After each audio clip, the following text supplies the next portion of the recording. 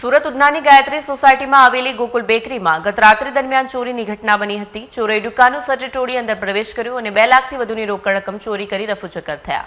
Police સૂત્રો પાસેથી મળતી માહિતી મુજબ રાત્રિના સમયે તસ્કરોએ દુકાનનું સજ્જ તોડી અંદર પ્રવેશ કર્યો અને ત્યાંથી 2 લાખ રૂપિયાની વધુની રોકડ રકમ ચોરી કરી ફરાર થયા। ઘટનાની જાણ થતાં સવારે દુકાનદારને થતાં તાત્કાલિક પોલીસને માહિતી આપવામાં આવી। ચોરીની સમગ્ર ઘટના સીસીટીવી કેમેરામાં કેદ થઈ ગઈ છે। ફૂટેજમાં 3 શંકાસ્પદ વ્યક્તિઓ ચોરી કરતા દેખાઈ રહ્યા છે, જે આધારે પોલીસે તપાસ આગળ ધપાવી છે।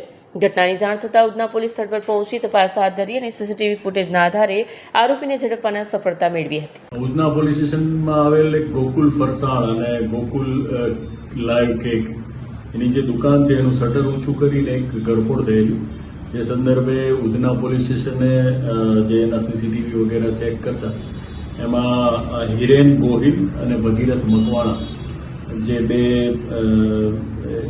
એમાં એક પૈકીનો જે રીઢો ગુનેગાર છે આ લોકોને ઝડપેલ અને જે સંદર્ભે ક્રાઇમ બ્રાન્ચની પણ ટીમ એક્ટિવ હતી આની તપાસમાં।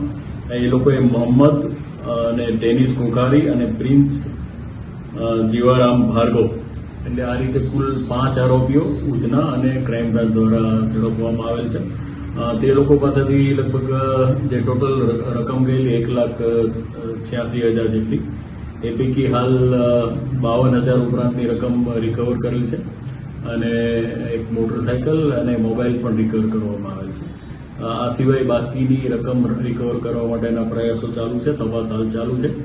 એટલે આ રીતે જે છે સીસીટીવીની મદદથી ઉધના પોલીસ સ્ટેશન અને ક્રાઇમ બ્રાન્ચને ગુનો શોધવામાં સફળતા મળેલ છે।